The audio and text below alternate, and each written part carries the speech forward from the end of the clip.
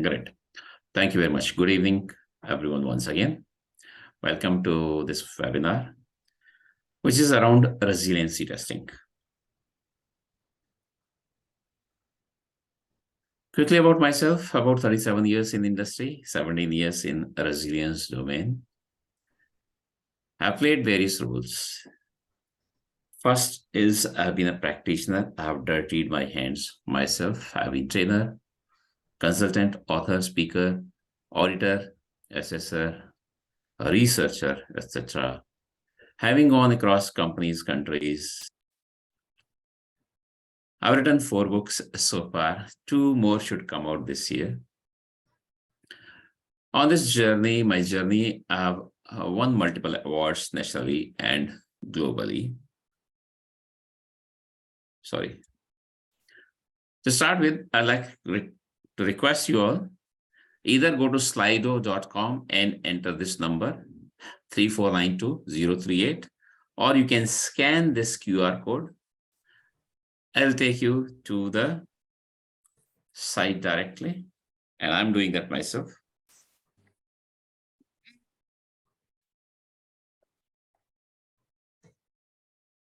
The question, how are you feeling today? In one word.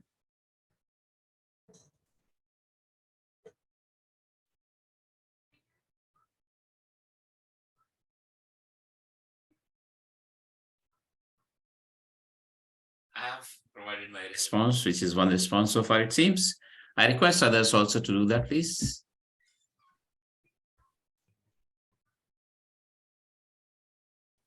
Not in the chat box, please.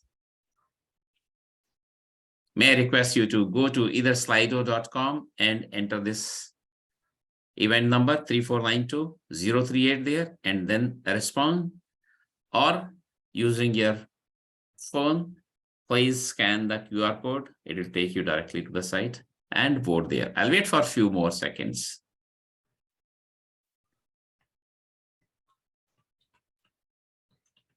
We have 2, so it's working, proven. Thank you very much. A few more seconds and then I'll move on.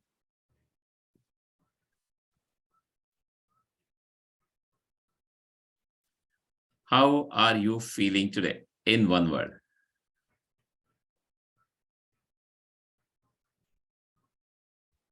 Let's move on. So because the topic is resiliency testing, so I'm starting with resiliency. What is resiliency? And we may be able to find different definitions. One simple I've picked up is like this. This is ability of an individual, system, or organization to bounce back from a stress. So if I think of myself, I'm an individual, I'm also an organization. We all are made of billions, I guess, billions, or if not billion, millions for sure, cells. And this ability or creation of this ability will need anticipation, adaptation, continuance, recovery, and improving. And the stress that we talked about, the ability to bounce back from a stress, this may be called a disturbance, disaster, crisis, break, etc. In the past, we used to make this statement: people make organizations, people make companies. I have made a little amendment into this, and today I say resilient people make resilient organizations. Resilient people make resilient organizations, which will make resilient communities, which in turn ultimately will make the whole planet a resilient planet. That's why importance of resiliency in our life. This is a new concept that I've introduced recently, my House of Resiliency. These are different components. These are different walls, roof of the house. Some of these are, or most of these are quite obvious: incident, emergency, crisis, ITDR, risk, business continuity, etc. But some of these are not so obvious. For example, employee health and safety. When we talk of resiliency. For example, physical security, information security, cyber security would easily come to mind the moment we think of resiliency. But physical security might not have come. So I'm saying these are 11 elements and no debates. If someone says them and there could be more, I would like to add more. Please feel free. It will become a bigger house, a stronger house. I wouldn't mind. But just to limit our efforts, I have picked up these 11.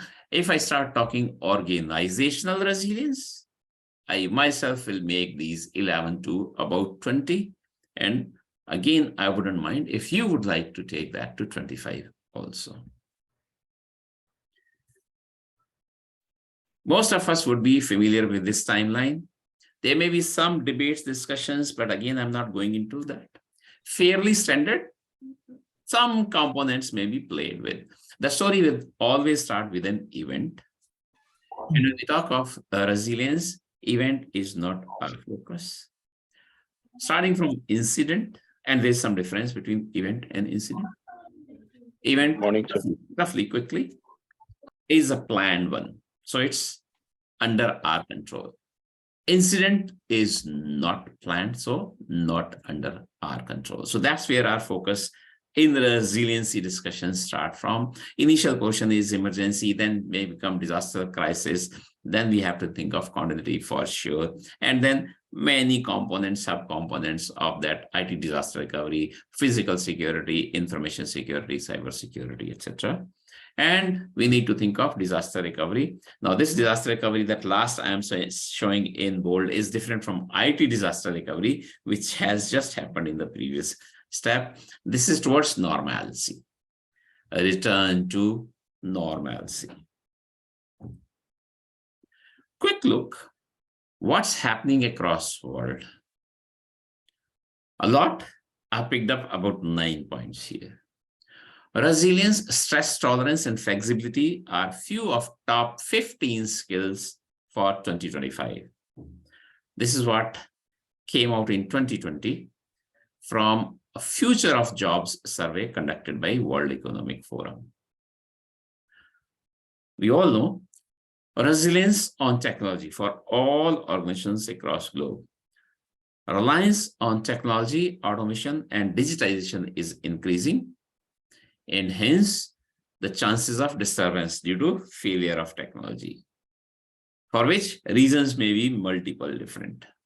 That also is increasing. COVID-19 pandemic created this great resignation event, if you want to call it an event in our lives across the globe. This was a global one. And that has created a competency void. Once again, this is across the world. It is estimated that about 100 million workers will need to switch occupations by 2030.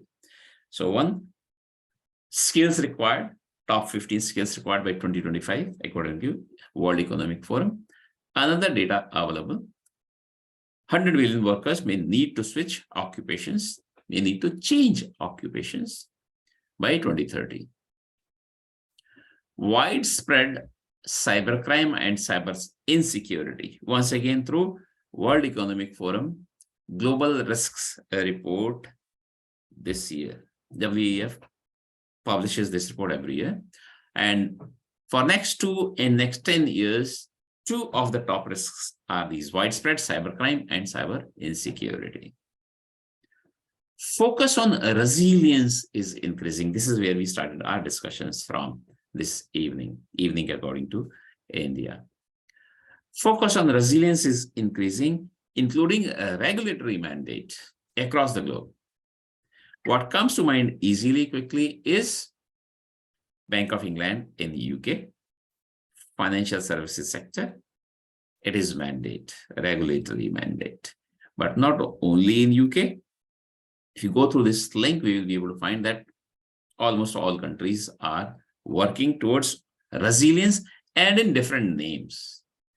It may be simple resilience, it may be business resilience, it may be IT resilience, it may be operational resilience, or it may be organizational resilience. Just today, this afternoon, I received a request, an RFP, requesting work on organizational resilience according to ISO 22316. So names may be different, but work is happening across the globe. More focus on resilience. Number 7 is interesting. A real case known to me personally. Google just recruited and removed a person citing layoffs.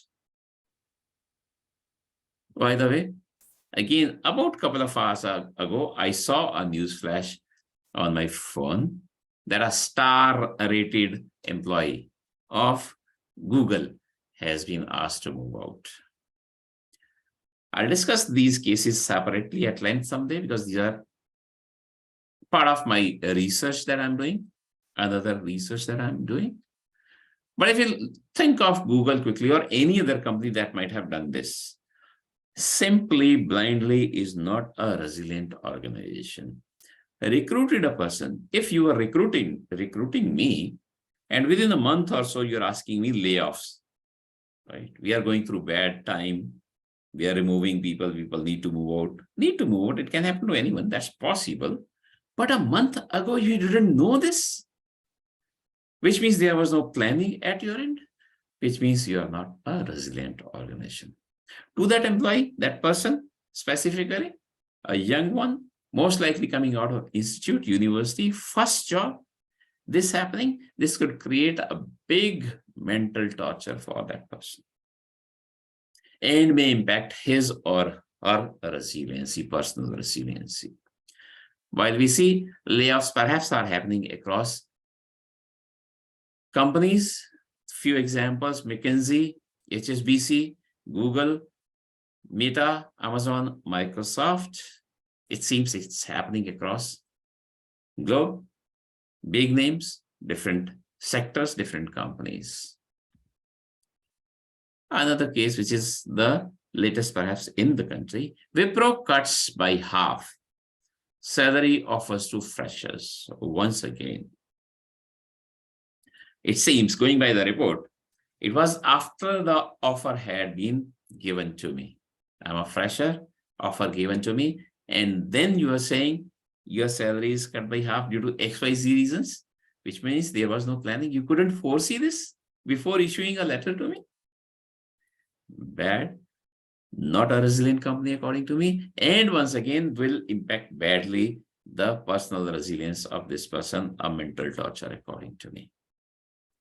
So what do we do if so much is happening? It seems these are difficult times, testing or trying times. We need to be prepared, which is resilience. And a word is that we need to reskill or upskill ourselves. So if resiliency is required, focus is resiliency testing. While talking of that, I'm quickly listing some common pitfalls across companies based on my personal experience, 37 years, 17 years, across companies, countries, different roles. Context of the organization is not known, is not understood, or is not documented. That's a big one, big gap. So again, a dent on a resiliency of that organization. Interested parties are not known, not well established. What do we do with them?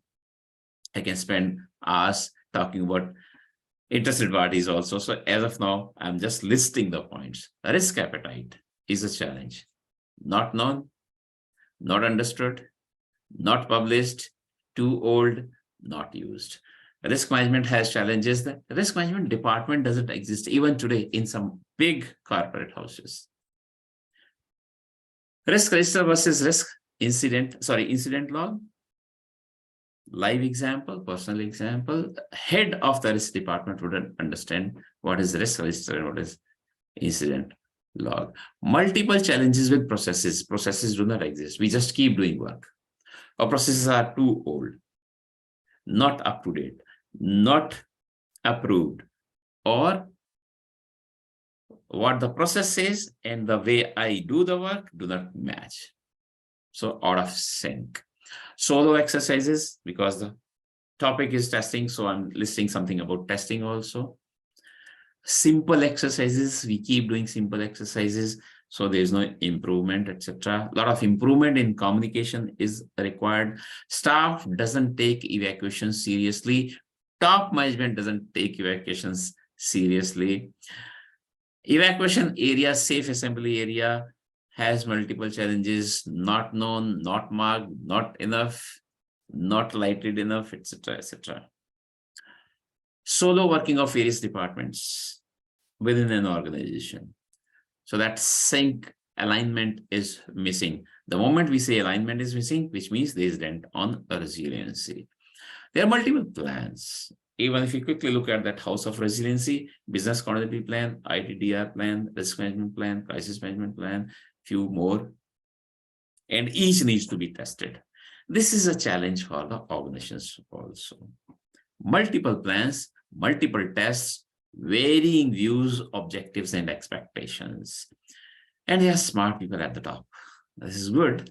And this is a challenge also. I'm saying common pitfalls. Smart people talk smartly, write smartly. So sometimes the reports are created smartly, not necessarily the work was good. You wouldn't know my work. You're looking at my report. And if I create a smart report, good report, because I'm a smart person at the top, you would believe what is in the report is correct, while it may not be. So we need to move out of that. We need to do rather than just say. And performance monitoring and continuous improvement of resiliency testing is required. I'm also requesting people to do some serious check. Do your people understand organization's VMV, vision, mission, values? As of now, just questions marks, go back. These are checks to be made. Do they know the purpose with which the organization lives? How effective is your goal setting and performance appraisal process every year? It takes 3 months to do the goal settings, and then it takes 3 months to do the performance appraisal. 6 months gone in that only. Are we really productive? Are we really resilient? Where do you stand on employees' satisfaction level? What is your customer satisfaction score? And do you measure any other satisfaction levels? By the way, just measuring is not the need. What do you do after that? And actually, you need to be improving upon. So are you improving also year on year? Because one of the pitfalls I was saying was the performance evaluation. Any management system, this portion of ISO 22301 comes handy. If you follow these steps quickly: watch to monitor and measure, how to monitor, measure, analyze, and evaluate, who will monitor and measure, and when, who will analyze and evaluate results from monitoring and measurement, and what reports will be generated and for whom. What will be generated, how will be generated, who will be generating, and who will be looking into those reports. Which means even performance evaluation plan has to be there. And I go up to an extent of saying, if I wear auditor's hat, anything that is not on paper doesn't exist for me. And even if you show me on paper, then what I want to see is written, reviewed, and approved. While the day we sit again, we have more time, I can discuss about NR on this documentation process also. There are more steps. I've just said reviewed, written, reviewed, and approved, but there are perhaps 3 or 4 more steps, and we can go deep into that. We need to follow. This is also a big challenge in the organizations. Some organizations, I wouldn't say all, but some big corporates also known to me. We know all. Some of you know that I have recently created a new course, a Resiliency Testing Course, and I have been writing to people about that. About 2 days ago, I was writing to some of my LinkedIn contacts, about that course. And one of the responses was like this. He is a senior person. He is with armed forces background. And while it's a written message, but in writing, I could get the sense also. So I'm speaking and you need to understand that. So again, he is from military background or armed forces background. And this is how say, you people don't even think who are you writing to? And then the next sentence, will you teach resilience to me? I hope you got the sense. Will you teach resilience to me? I just apologize politely to that person because I don't want to continue long on those discussions with him. But that's what we know, all attitude, perhaps no one is perfect in this world. I'm a lifelong learner. Even in designing, developing this course, I have learned a lot more about resiliency. This is what a McKinsey article is saying. More than ever, it's important to be a great listener and not think that you know all the answers. Perhaps no one knows all the answers, but do we even know all the questions? At least let all the questions to come on the paper and come out of this mode. If we have this attitude, we know all. This article, I'll be happy to share with you all at the end of the webinar. This article I'm providing as a pre-read to my resiliency testing course. So coming to that topic once again, why is resiliency testing important? And I have listed about 11 reasons here. Ensures reliability of plans and arrangements, helps identify vulnerabilities, helps in budgeting. Once we know what are the gaps, we need to fix those gaps. So it helps us in budgeting for the next year also. Builds confidence of all relevant interested parties. Everyone, employees, customers, regulators will be happy with us. If we do resiliency test, which enhances the reliability of our plans and arrangements. It also ensures compliance, helps in getting better insurances, helps in raising awareness and building resiliency capabilities. During testing also, through testing also, awareness and capability goes up. Reduces last-minute shocks, provides competitive edge. If we are doing, our competitors are not doing, then we are better than them. Helps in improving top and bottom lines, revenues and profits, and enhances resiliency. That's the ultimate. Because of resiliency testing, our resiliency will go up. A little more about the importance of resiliency testing in different way. We have different plans. At least 11 we would have seen based on the House of Resiliency. So there are some characteristics of any plans. Plans need to be simple, action-oriented, current, complete, correct, and effective. Basics and said in a very easy, simple, straightforward way. A plan, any plan. So today we are saying resiliency plans must be simple, action-oriented, current, complete, correct, and effective. This is assured. The effectiveness, correctness, completeness, and currency of plans and arrangements is shown by testing. That's why testing is important. And any plan that has not been tested cannot be considered to be reliable yet. And we know so many companies are not resilient. What I'm going to display is based on my personal experiences. Uttam Toyota, so it's a Toyota dealer in Delhi near my house. Citroen India, I would say. Max Hospital, once again in Delhi, particular one locality, Gillette India, India Post, Airtel, and EMI. I will not be able to speak more about this, why and how. I'm saying these are not resilient companies because this is the topic I have submitted to BCI's Business Continuity Awareness Week this year.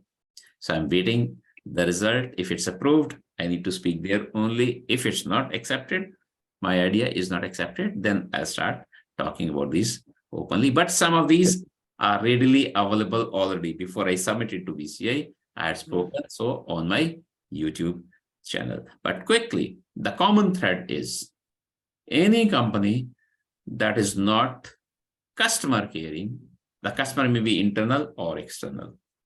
Any company that is not customer caring is not a resilient company, according to me.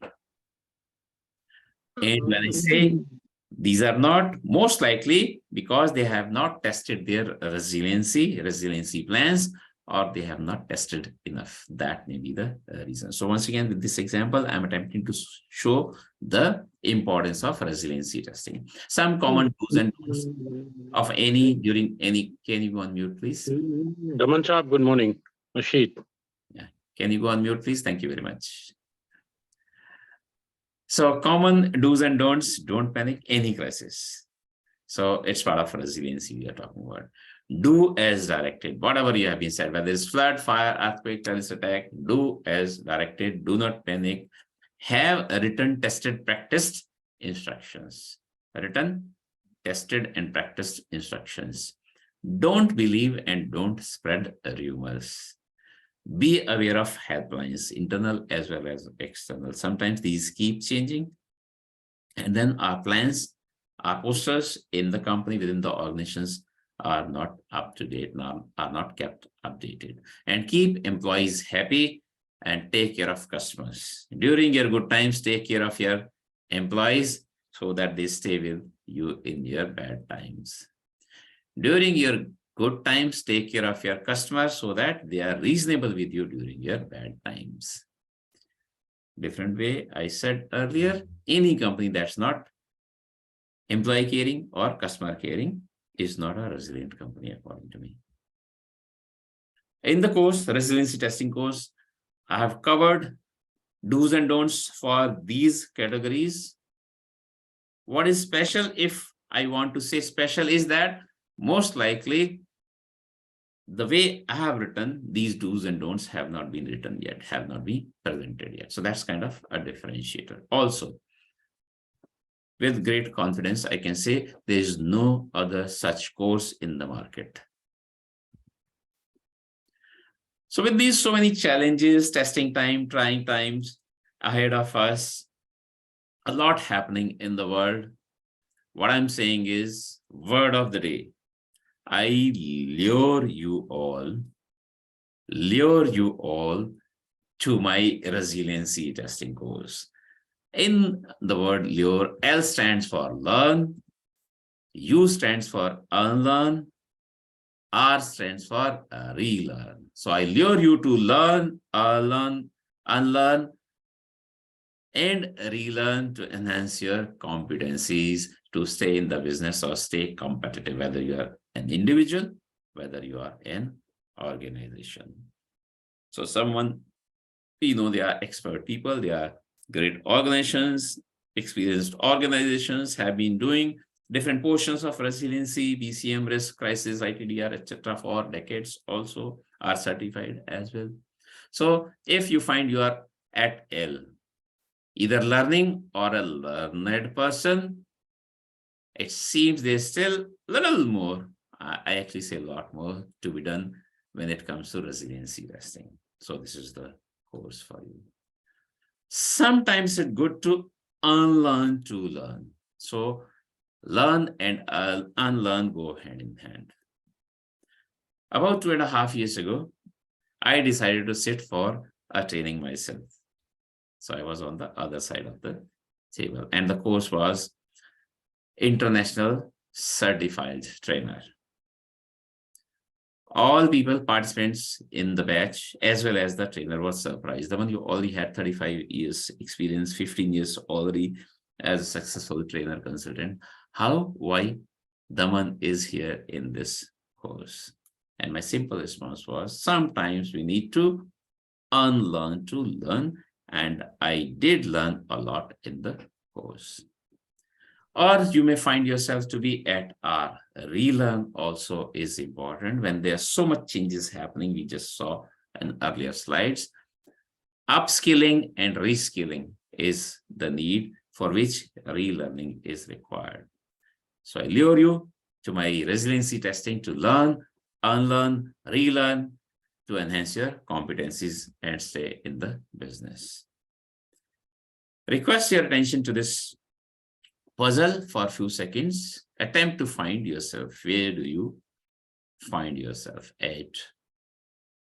L, learn, U, unlearn, or R, relearn. Wherever.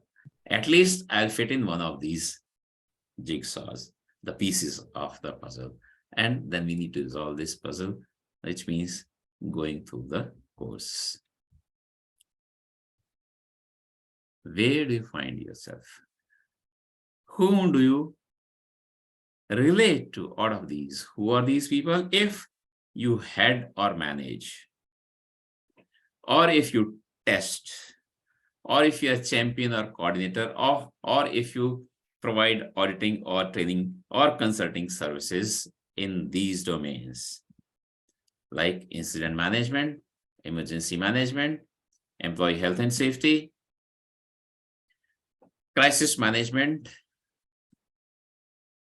IT disaster recovery, risk management, business continuity management, crisis communication, physical security, information security management, cyber security management. And if you recollect that House of Resiliency, if you are one of the bricks or walls or the roof of the House of Resiliency, then this is the course for you.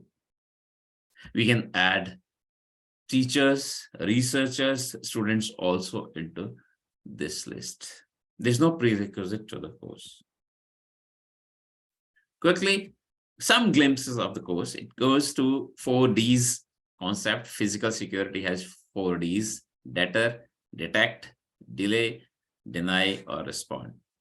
We discussed this at length in the course.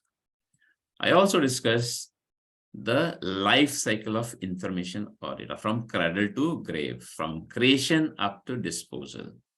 All this is part of resiliency. So maybe a different look, different perspective. We wouldn't have thought, I said, about physical security, about employee health and safety to be part of resiliency. This 3D approach I have introduced: design, develop, and deliver. Know your audience when you're designing for a resiliency testing. Know your audience, your purpose and scope, etc. So that's part of design. Then comprehensive plan must be there, which would contain scenarios, cases, and expected results. So that's developing portion, and that needs to be executed. So deliver portion comes into picture, which is execute the way you plan, record results, issue report, and take actions to closure. Sometimes that last point gets missed. If there is any finding, we say vulnerabilities or defects out of the resiliency testing, then those need to be worked upon. That is very important. Otherwise, the purpose of the test is missed, is lost. So how many different types of resiliency testing do you know? A question, I'll wait for a few seconds, not to be answered to me, and think. You may like to write on your paper for yourself, just a bullet points. How many types of resiliency testing do you know currently? In the course, I discuss as many as 30. So that's the USP of the course. Quickly, a look at various scenarios for resiliency test. Most of these would appear easy, normal, already known.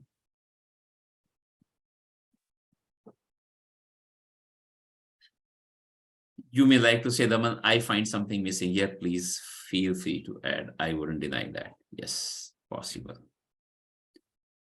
And because I said one of the pitfalls, known pitfalls, common pitfalls was people keep repeating simple exercises or simple tests. So the expectation from me would be, as an advisor, one day, someday, let's plan to do an integrated test also. While the term might have been used in the past, but just have a look at the slide. Can we, anyone, be so bold enough to attempt to design, develop, and deliver a resiliency test of this type? So if you see 20 elements, can you do 5, then 10, then 15 and 20? Even if you give me 4 years plan like this, I'll be happy. But let's plan. A new concept that has been coming up, and this specifically came from Bank of England's operational resilience requirements. Rare but plausible scenarios must be tested. A lot of focus is coming on the testing portion. We discuss different types of different roles in the resiliency test and in the course. Then I go deep into each of these. Facilitator has to be there. A manager has to be there. Coordinators, champions, logger, someone who will take notes.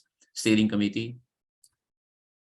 We may say crisis management committee. We may say BCM steering committee. So different names. Critical resources need to participate. And this is only when we say roles. So people we are talking about. Then we talk of the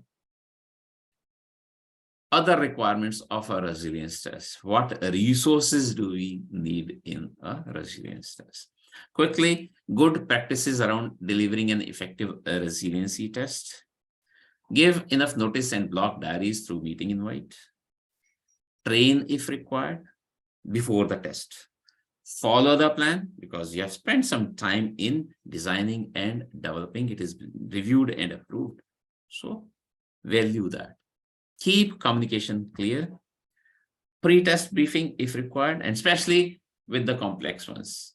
And when we say this resilience, integrated resiliency test, a lot of training, a lot of briefing, a lot of communication will be required. Start as planned. Check participants, use alternates if required. Again, all of these I have built in based on some real life examples. In one test, someone said, designed and developed by me, reviewed, approved by the client. A day before, the coordinator would say, Daman, the crisis management team will not participate in the test. But that fails before the start, according to me. Okay, but that can happen in reality also. But whole team missing is not possible according to me. Some people may be missing. Then we need to have alternates. They should be participating. No, Daman. We said CMT will not participate. And then if we had built cases, this case will not be done, this case will not be done. So almost all cases negated. What's left in that? So that's why I'm saying check participants, use alternates if required. And also before that I had said, follow the plan. Start as planned. Do whatever had been done. Flexibility needs to be there, understood, but not that CMT will not participate and almost all cases will not be done. Use scripts as planned. Make observations on all participants, environment, and systems. Not only systems, not only people, but all three. Maybe neighbors also. So what we have been saying is all relevant interested parties.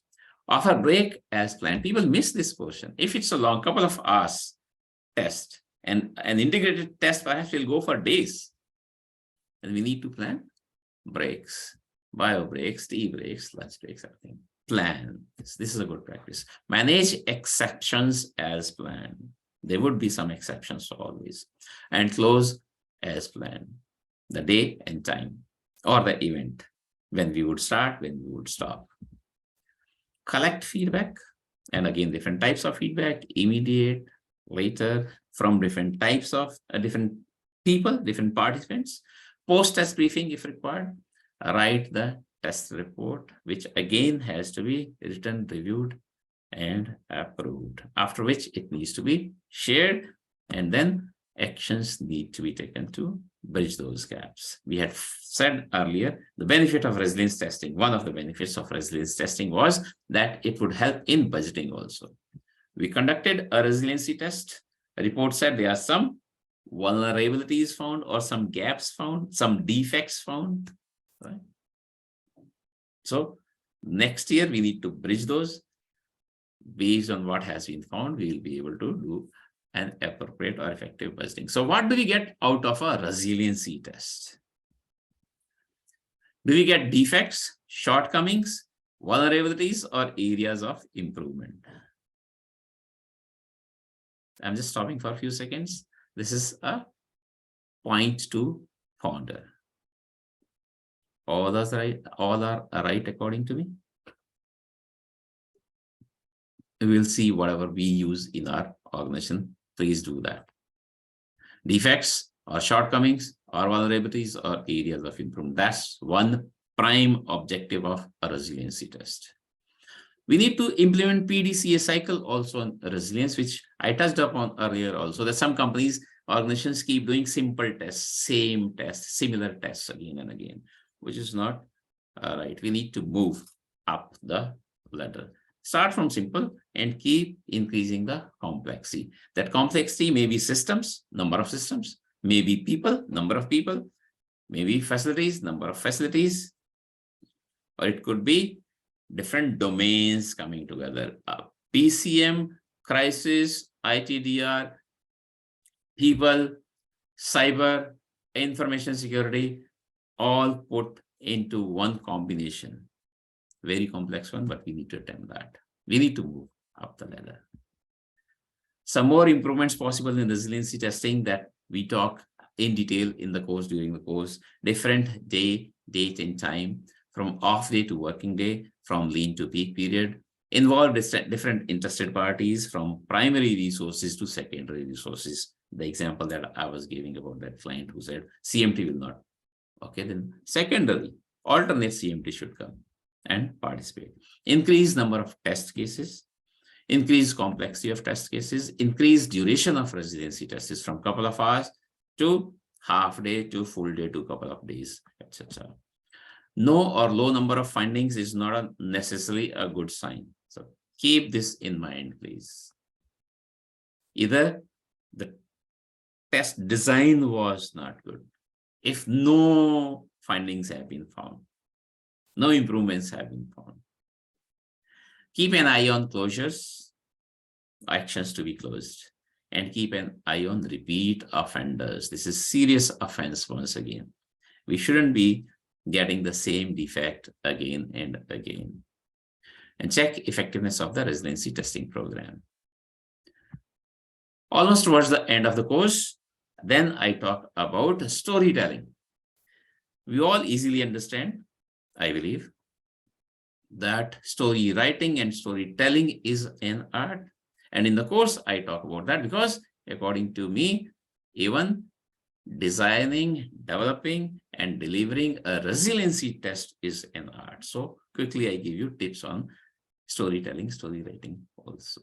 Creativity, skills, experience, narrative, characters, language, engaging visuals, and a reality. Whatever scenario we pick up, that has to be realistic. That's a good practice. In the course, then there are many exercises, 50 exercises in 5 days of different types: individual, group, true, false, match the column, presentations. I make you play roles also, and a crossword puzzle as well, to keep you engaged and keep the discussions interactive. In most courses, we would get one case study. Here I have developed 5 case studies, out of which 4 are based on real life incidents. Most of those have been quite a recent one also. So there's a lot of learning. And I'm saying what is on slides will be quick, but we'll spend more time on these exercises and the case studies.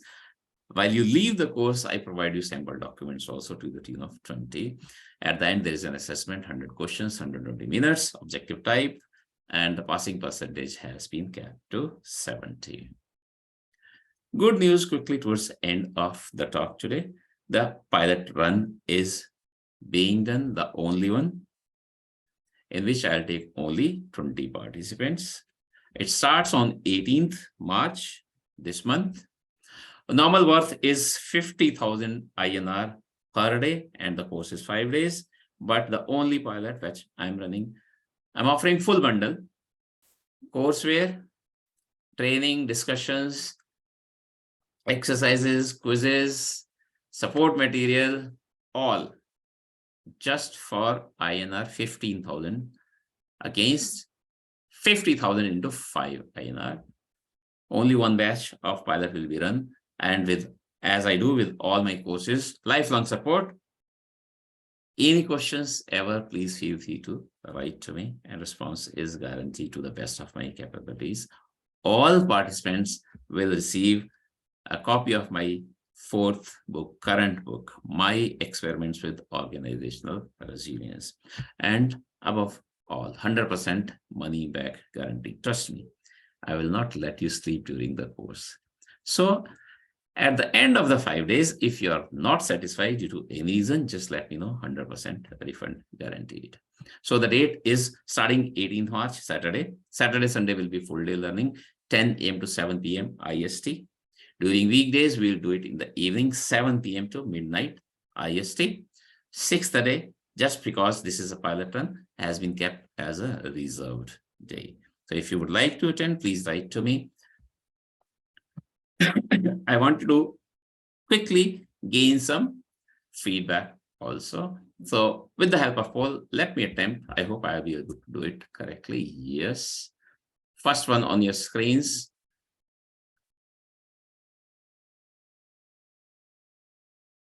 Were these discussions useful? May I have your responses, please? And you have 3 options. Only one is to be picked up. Yes, thanks. Yes, thanks. And I would like to have full details of the resiliency testing course. No, thanks. But I'm happy to attend more of your webinars. No is not bad. I wouldn't mind. If you believe no, then you can respond no also. I'll wait for a few more seconds. I request everyone, because this is how we will improve. I will improve.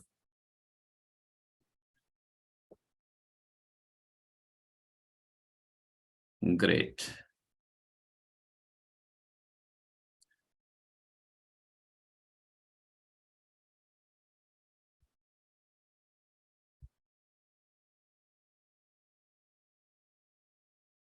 Thank you very much. Next poll is this.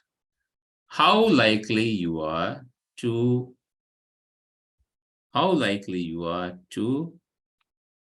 recommend my webinars to others?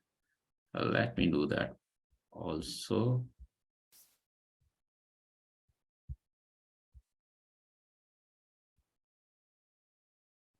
May I have your responses here, please, now? How likely you are to recommend my webinars to others? 10 is most likely, 1 is least likely. And you can pick up only one option. I request everyone to respond once again. This is to improve upon my deliveries. I'll wait for a few more seconds.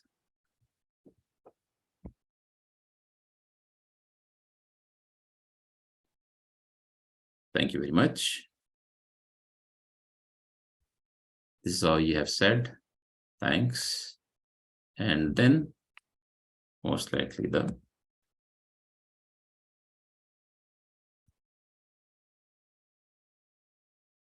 last one. Thank you very much. I appreciate your time. I'll stop here. Before that, my coordinates in front of you. I believe most of us are already connected. Very easy to find me on LinkedIn. Mail dbdsood@hotmail.com. Wherever I am, whatever I am doing, overnight I check all mails and responses are guaranteed. Please feel free to write to me. Otherwise, we have some time for questions now also. Once again, thank you very much to you all. If you switch on the cameras, then I would like to take a picture also.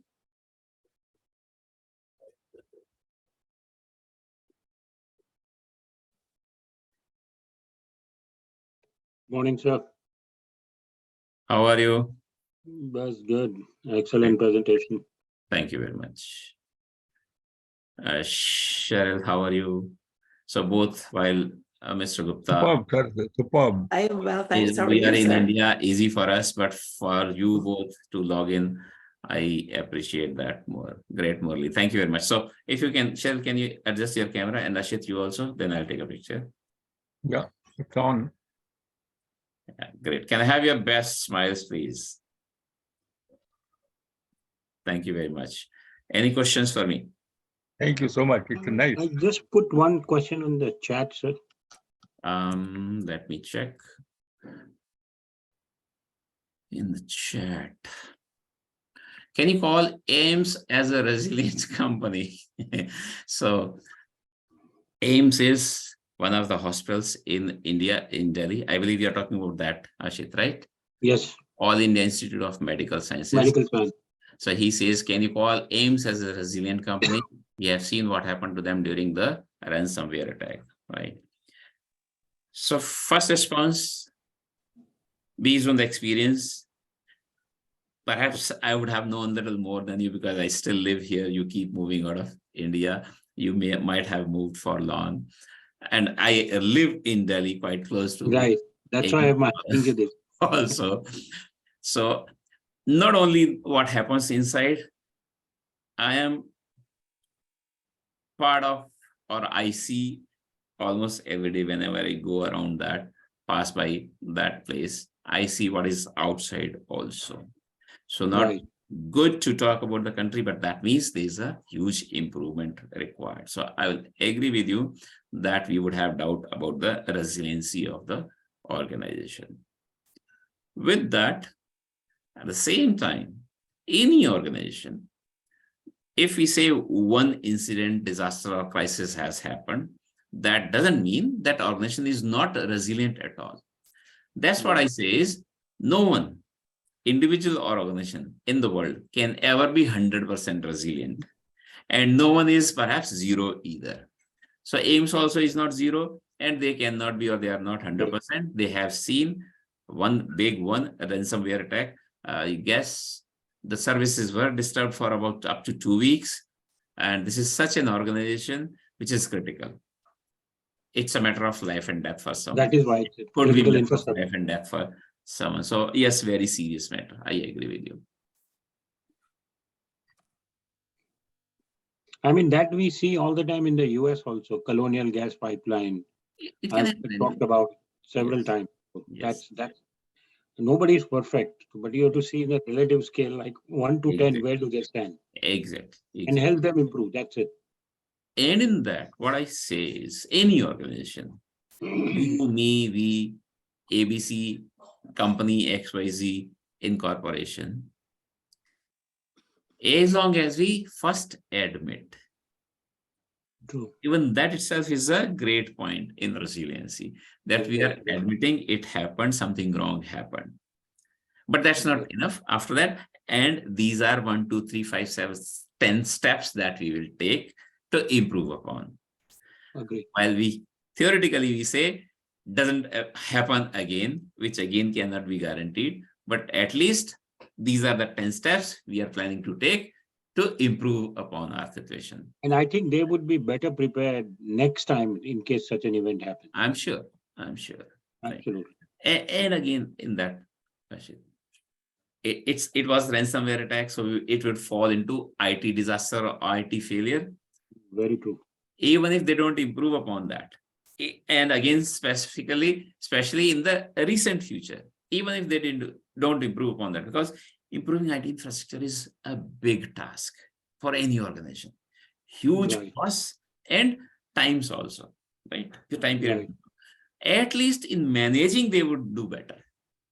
Very true. Communication with the government, with the customers, with the patients, with the patient's caretakers. I'm sure they would do it better than this time. So I guess even business impact would be less if they are better prepared. Mostly, yes. At least one example was known. When we talk of BCM, very difficult to think or give an examples of a BCM for a hospital. Very easy for an IT company, very easy for a bank. We say there is an alternate branch. Where is the alternate branch for a Hospital. hospital, and how do we even transfer from ICU or from OTs True. or different?